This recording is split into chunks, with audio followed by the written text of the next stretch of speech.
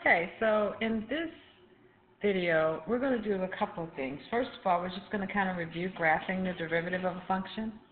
And then we're going to look at concavity and using the second derivative to find concavity.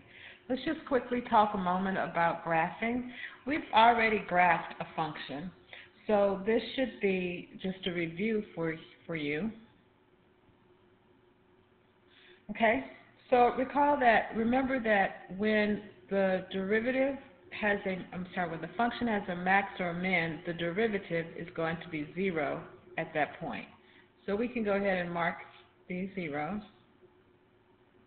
We also want to recall that because the slope of the original function is negative, then the slope of the derivative is negative. So that means that this would come here. And then somewhere between these 2 points, it becomes positive, but then it goes back to 0. So it looks sort of like this. Now, the question is, how do I know how far up to go? And we're going to learn that actually when we look at concavity. That's going to tell us exactly where to place these points. So once again, it's negative between 0 and this point. I'm not sure what that point is. So it goes negative, and then it goes back to 0, and then it goes positive. The other thing that we can look at as we graph it, if you look at the original function, that's a 4th degree polynomial, and we know now using the shortcut that when we graph it, we should get a 3rd degree polynomial, which is what we got. Okay, so for this one, this actually has what we call a vertical tangent. And at this vertical tangent, the derivative is actually undefined. We notice that the derivatives here they start off slow. First of all, this is an always increasing function, so the entire derivative is going to be above the x-axis. We know here that it kind of starts off slow, then it has that vertical tangent indicating that at that point the derivative is undefined. Then once again it has that vertical tangent, and then it kind of just the slopes are going towards 0. So this is going to kind of look like this.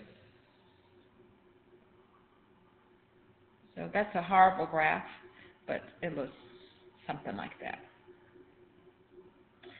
We can use the derivative to identify when the original function is increasing or decreasing. So what we're shown here is the original function. So notice the derivative is positive from negative infinity to 1. So that means the original graph is increasing from negative infinity to 1. The original function, f of x, is increasing that should be negative 1.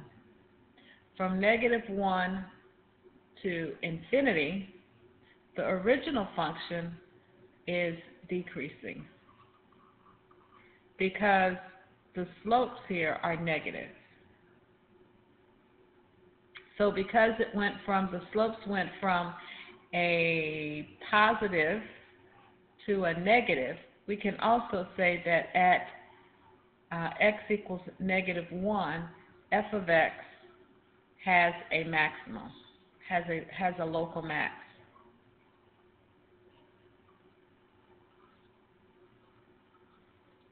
Okay? And we know that because the derivative went from positive to negative. So the derivative went from positive to negative, and that makes it has a local max at negative 1. So I would suggest that you pause the video and do the same for the next one. Okay? So we see that this is the derivative, so the derivative is positive between, what is that, negative 1? So the derivative is positive from negative infinity to negative 1, indicating that f of x is increasing on that interval.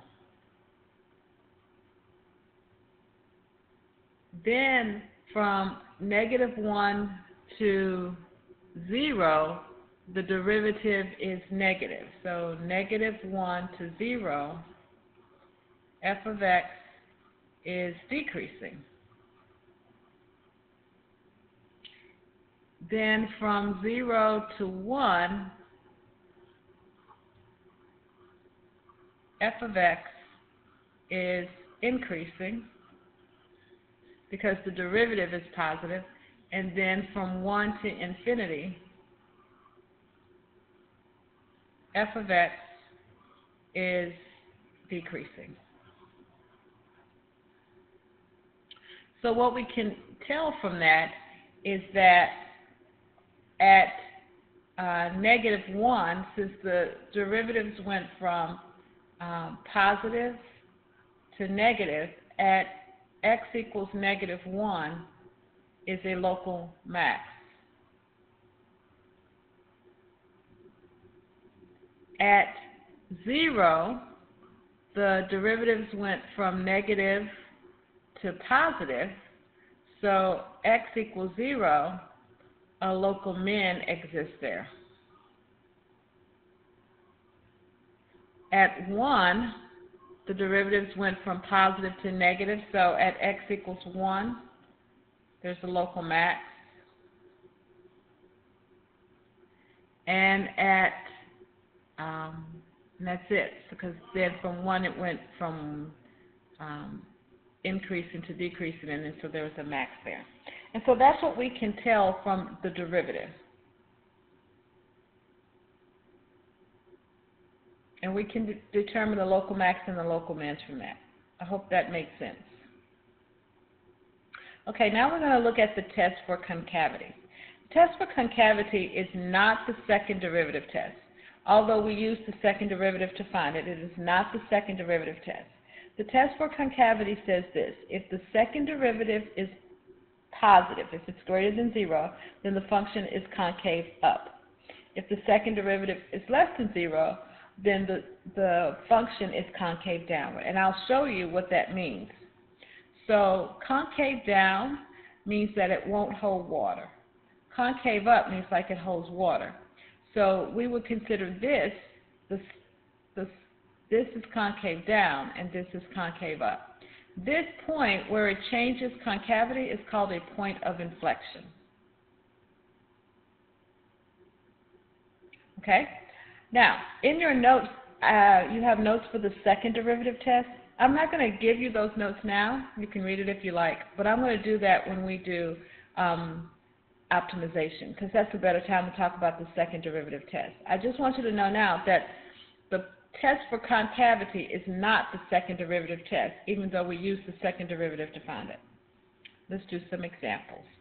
So, just putting everything that we've done together. Remember that when y, the first derivative is positive, the curve is rising.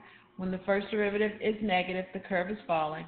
And when the first derivative is 0, we have a possible local max or min. We have to do a sign chart to ensure.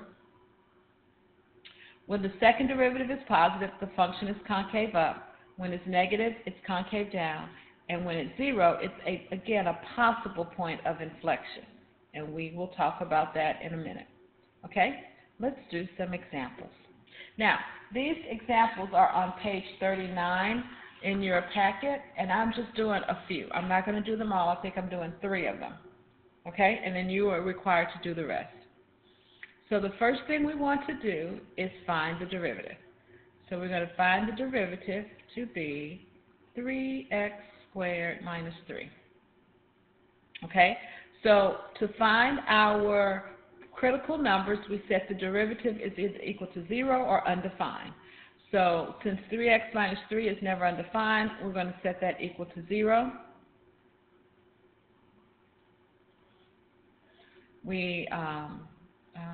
That should be 3x squared, by the way. So I factor out a 3, I get x squared minus 1 is equal to 0. So then I get x is equal to plus or minus 1. Now those are possible points of local max and min. So determine if it's an actual max or min, we have to do a sign chart. And remember, we're evaluating the derivative. So I'm going to take a number smaller than -1, say -2, and I put it into the derivative. Now, one way that you can do this, we can factor this. We know that 3 is always positive, but x squared minus 1 can be written as x plus 1, x minus 1. Now, I don't care what number this is. I just want to know if it's negative or positive. So one of the things that I can do is I'm going to take negative 2 and put it in here. So if I put a negative 2 here, I get a negative number. If I put negative 2 here, I get a negative number. So a negative times a negative, I know that this is positive. Then I'm going to take a number between negative 1 and 1. Let's say 0. So if I put 0 here, I get positive. If I put 0 here, I get negative. I get positive and a negative. That is a negative. Then I'm going to take a number greater than 1. Let's say 2. If I put 2 here, I get positive. If I put 2 in the bottom, I get positive. So I get positive. So what do I know so far? I know that the f of x, because I'm talking about the original function, is increasing from negative infinity to negative 1, and then again from 1 to infinity. I know that because my derivative is positive. Now, I don't think I asked you for this, but I'm also going to say I also know that at x equals negative 1, I have a local, my derivative went from positive to negative, so that means I have a local max, okay, at x equals negative 1. I know that f of x is decreasing between negative 1 and 1. And I also know that at x equals 1, I have a local, my derivatives went from negative to positive, so I have a local min. Now, if I wanted to know the exact value of that local max, I would substitute negative 1 into this function. So f of negative 1 is negative 1 plus 3 plus 1. I hope my math is right there. So 2, 4. So I have a local max. The local max is 4. It occurs at negative 1. We can also write it as negative 1. 4 is the point of that local max. To find the local min, I would place 1 into this function, and so I'd find f of 1 is 1 minus 3 plus 1, which is negative 2, negative 1. So my local min is at negative 1, is negative 1, so it's located at positive 1, sorry. Okay? So now I need to find possible points of inflection. To find possible points of inflection, I have to look at the second derivative. So the second derivative is equal to 6x, just 6x. And I can see that the second derivative is equal to 0 when x is 0. So I have to test to see if that's an actual point of inflection. So I do it once again. I do my little sign chart. But this time I am substituting values into the second derivative. So we can easily see as if I put a negative 1 here, I'm going to get a negative value. If I put a positive 1, I get a positive value. So this has a point of inflection at x equals 0. It is actually a point of inflection at x equals 0. And when x is equal to 0, I go back to the original function, y is equal to 1. So the point of inflection, if it's actual point, I need an x and a y, is 0, 1. I can also tell that this function, f of x, is concave down from negative infinity to 0. F of x is concave up from 0 to infinity. Okay? Now, we can take all of this information and sort of see what the graph would look like. So, let's look at what the graph looks like. So, remember, we had a local max at negative 1, 4. We have a local min at 1, negative 1. We have a point of inflection at 0, 1. So let's see what that looks like.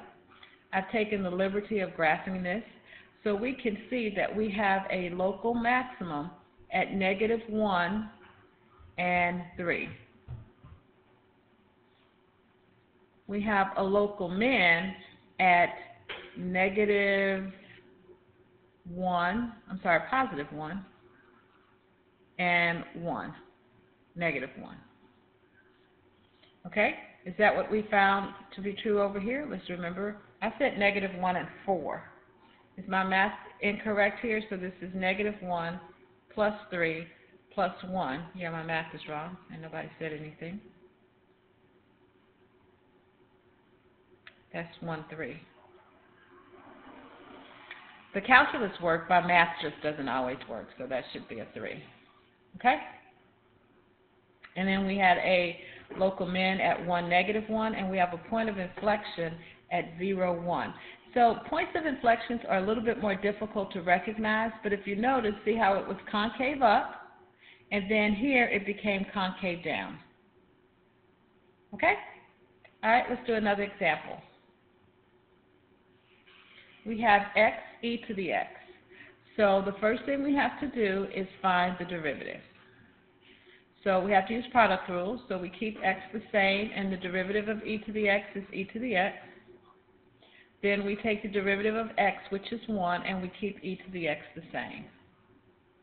We're going to set this equal to 0, and so what I'm going to do is I'm going to factor out e to the x. And I get x plus 1. Now, one of the things you need to remember about e to the x, if you recall, e to the x looks like this. It's never 0. So e to the x is not making the 0. So this is only going to be 0 when x is equal to negative 1. So once again, I have to do my handy-dandy sign chart. And I place a number into the derivative less than 1. Let's say 0. Well, 0 is not less than negative 1. It's new math. Let's do negative 2. So if I put in negative 2 here, I get e to the negative 2, but that's still a positive number times negative 2, so that's going to be a negative number. If I put a number in greater than negative 1, this time 0, I get 1 here, so that's going to be positive because e to the x is positive. So I can see that I have a that f of x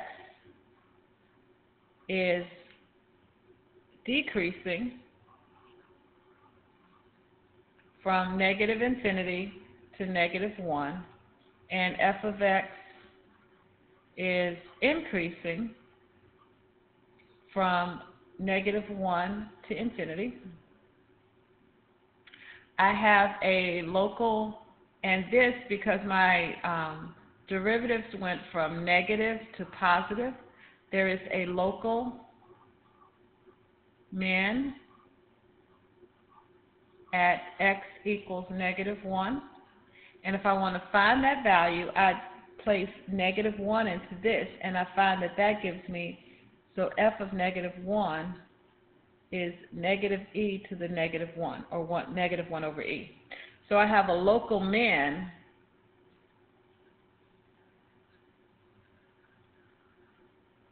at negative 1 over e. Okay? There is no local max here. All we have is a local min. Now, to find points of inflection, I find the second derivative. So I am taking the derivative of this. Well, I already know that x e to the x, the derivative of x e to the x is this. So I have x e to the x plus e to the x. And then the derivative of e to the x is e to the x. So my second derivative can be written as, again, I'm going to factor out e to the x and get x plus 2. So now I have a point of inflection, I think, at negative 2. I have a possible point of inflection at negative 2. To determine if it's an actual point of inflection, I'm going to do a sign chart. So if I put a number in less than -2, -3, I get -3 plus 2 is -1. E to the x is always positive. If I put in -1, I get a positive number. So I have a point of inflection at -2. And because it's a point of inflection, I need an x and a y. So I have -2. And once again, I go back to the original formula, and this is going to give me -2 over e squared. That is my point of inflection. And I can tell you that my graph is concave down from -infinity to -2, and it's concave up from -2 to infinity. And once again, let's graph it just to kind of see what we have here. So we know we have a local min at -1 and then -1 over e. And we have a point of inflection at -2 and -2 over e squared. Now, of course, those values are going to be a little bit more difficult to recognize, but I can kind of see my graph is concave up, concave down from -infinity, and it changes at about 2. Right here it changes. I have a minimum value at -1. Again, it's hard to tell what that minimum value is, but notice I only have that one minimum, and then my point of inflection is here. So those are my two important points here. This is the local min, and that's the point of inflection. And again, we talked about the graph was decreasing to -1, and then at -1 it began to increase. We said that the graph was concave down to -2, and then concave up from -2 forward. Okay, last example. This time, to find the derivative, I'm going to have to use, oh yes, the quotient rule.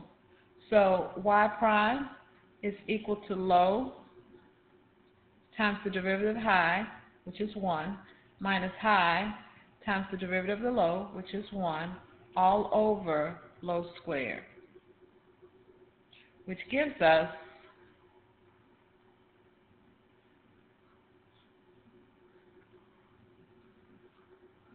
now, we have to find where the derivative is 0. And we see that this derivative, because the numerator is never 0, the derivative is never 0. However, the derivative is undefined at x equals 1.